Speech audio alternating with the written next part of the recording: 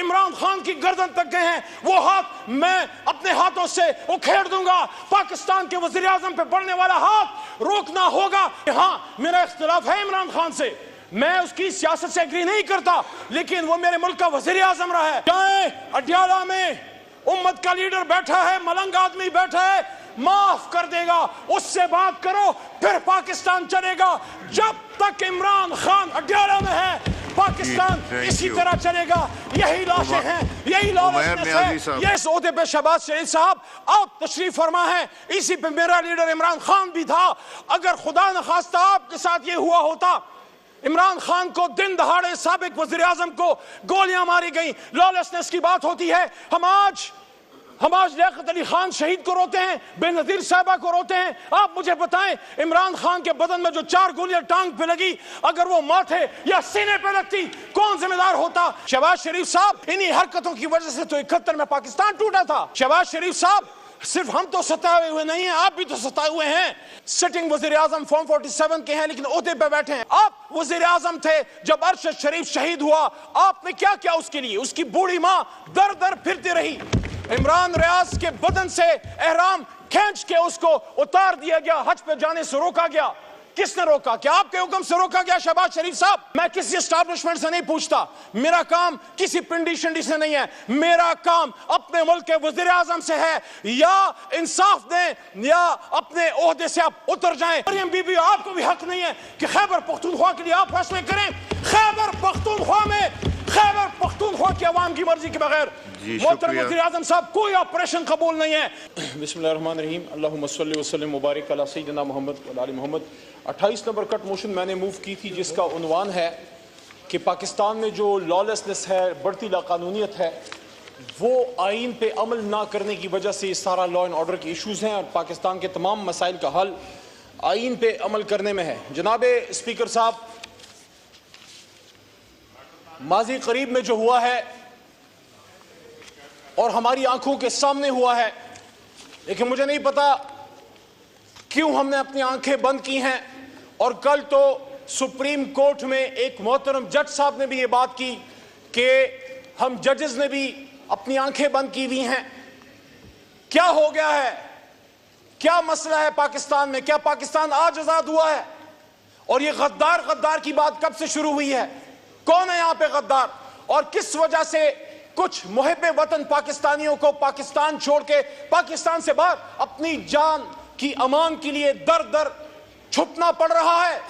ارشد شریف کا آخری عمل پاکستان میں تھا، پاکستان کا سب زلالی پرچم لہرا کے وہ پاکستان سے باہر گیا، اور اس کی بوڑھی ماں کے پاس اس کی شہید لاش آئی۔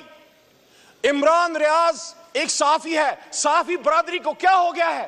کیوں آپ نہیں بات کرتے؟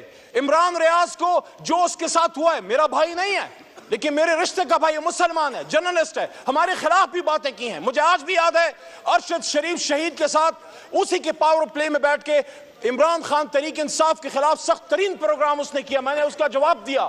لیکن میں آواز اٹھاتا ہوں کہ ارشد شریف اس دھرتی کا بیٹا تھا، اس وقت سٹنگ وزیر اعظم فارم 47 کے ہیں لیکن عہدے پہ بیٹھے ہیں، احترام واجب ہے۔ پھر بھی میں محترم شہباز شریف صاحب سے پوچھنا چاہتا ہوں کہ جب ہماری حکومت تھی اور ابصار عالم صاحب کے ساتھ زیادتی ہوئی، میں سمجھتا ہوں نہیں ہونی چاہیے تھی، آپ کی جماعت سراپا احتجاج تھی، آپ وزیر اعظم تھے جب ارشد شریف شہید ہوا، آپ نے کیا کیا اس کے لیے؟ اس کی بوڑھی ماں در در پھرتی رہی۔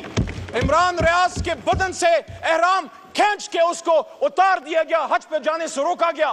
کس نے روکا؟ کیا آپ کے حکم سے روکا گیا شہباز شریف صاحب؟ اگر آپ نے نہیں روکا تو آپ وزیر اعظم ہیں۔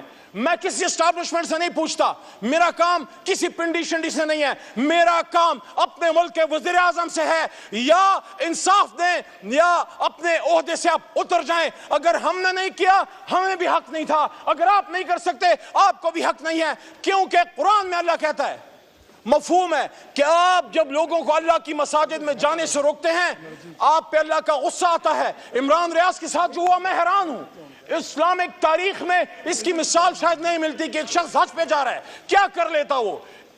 صابر شاکر کو دیکھیں، آج میں نے سنا کہ کچھ پاکستانیوں کے آپ شناختی کارڈ بند کر رہے ہیں، ختم کر رہے ہیں۔ उनमें से बहुत से लोग जो पाकिस्तान से बाहर बैठे हैं मेरे खिलाफ बाकायदा वीलॉग्स करते हैं। मैं नहीं जानता उनको ज़ाती तौर पे, लेकिन एक पाकिस्तानी से उसकी शनाख्त आप कैसे छीन सकते हैं? इन्हीं हरकतों की वजह से तो 71 में पाकिस्तान टूटा था। इसलिए इमरान खान आपको कहते हैं कि आप पढ़ो हमूद रहमान कमीशन, वो गलतियां ना दोहराएं जिसकी वजह से एक सियासतदान पे तो इधर हम उधर तुम का नारा और उस पे दाग लगा दिया, लेकिन उस शख्स से नहीं पूछा जिसके नीचे मुल्क 2 टुकड़े हुआ था। क्यों जनरल यहया से सवाल नहीं हो सकता? भुट्टो तो फांसी चढ़ गया, इनसे कौन पूछेगा? आप भी तो सताए हुए हैं। शहबाज शरीफ साहब, सिर्फ हम तो सताए हुए नहीं हैं, आप भी तो सताए हुए हैं। जहां जर्नलिज्म की आज शहबाज साहब ये हालत है, वहां आपकी और हमारे पॉलिटिकल वर्कर्स की क्या हालत है?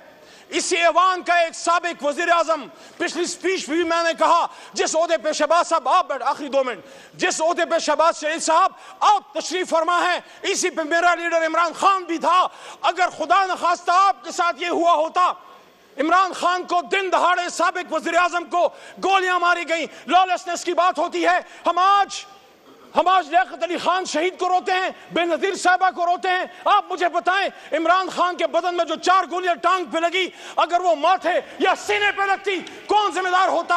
इस ऐवान में शहबाज शरीफ साहब आप कोर्ट के इस पे कौम का एतमाद में लेना चाहिए था कि हाँ, मेरा इख्तिलाफ है इमरान खान से, मैं उसकी सियासत से एग्री नहीं करता, लेकिन वो मेरे मुल्क का वजीर आजम रहा है। आज मैं वजीर आजम हूं, मैं फैसला करता हूं, मैं हुक्म देता हूं। जो हाथ इमरान खान की गर्दन तक गए हैं, वो हाथ मैं अपने हाथों से उखेड़ दूंगा। पाकिस्तान के वजीर आजम पे बढ़ने वाला हाथ रोकना होगा। 25 करोड़ अवाम को डॉक्टर यास्मीन राशिद, आज जहां हमारी बहन मरियम नवाज वजीर आला है, हालांकि शहबाज साहब आपको भी पता है, हमें भी पता है, आप मियां साहब, मरियम बीबी, हमारे ख्याल में, हमारी मालूमात, हमारे फॉर्म 45 के मुताबिक आप डिसएग्री करें, आप लोग हार चुके हैं, लेकिन फिर भी आप बैठे हैं। मैं ये सवाल रखता हूं, आपकी वजारत उज़्मा में doctor Yasmin Rashid cancer survivor के साथ क्या हो रहा है? आलिया हमजा के साथ क्या हो रहा है? और एक तरफ हमारा बड़ा भाई बैठे हैं, राना साहब तशरीफ फरमाएं। राना साहब ने अच्छी बात की, आपने कहा मुज़ाकरात से मसाइल का हल निकालें, लेकिन राना साहब आप चेक कीजिए, शहबाज साहब आप चेक कीजिए, जब सियासतदान बैठ के मसाइल का हल निकालने की बात करते हैं, कहीं से कुछ लोग किसी और के भेष में आके हमारे रऊफ हसन को यहां पे छुरी मारते हैं। मैंने खुद देखा है, इतना और ऊपर होता उसकी शहरक कट गई होती।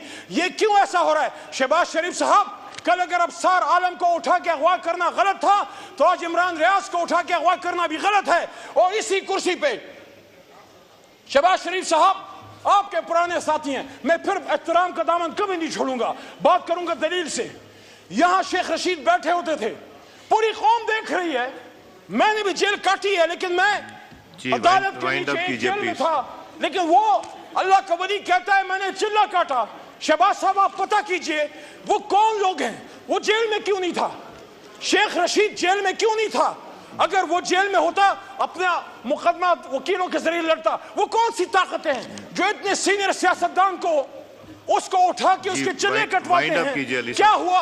आखिरी बात जी, अली अमीन खान गंडापुर ने बात की, अली अमीन खान गंडापुर ने बात की कि मेरे सामने कोई प्लान नहीं आया, पाकिस्तान की सलामती पे हमारी जान, हमारी आल औलाद कुर्बान है।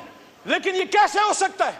अगर पंजाब में कोई ऑपरेशन होता है, खुदा न खास्ता, हम उधर भी मुखालफत करेंगे, लेकिन उसका फैसला शहबाज साहब आपकी वजीर आला मोहतरमा मरियम नवाज करेंगी।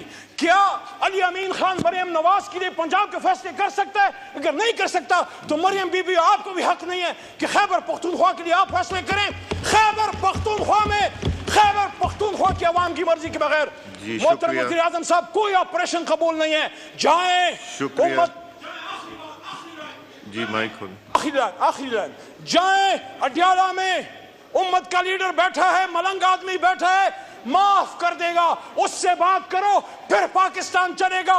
जब तक इमरान खान अडयाला में है, पाकिस्तान इसी तरह चलेगा। यही लाशें हैं, यही लॉलेसनेस है, यही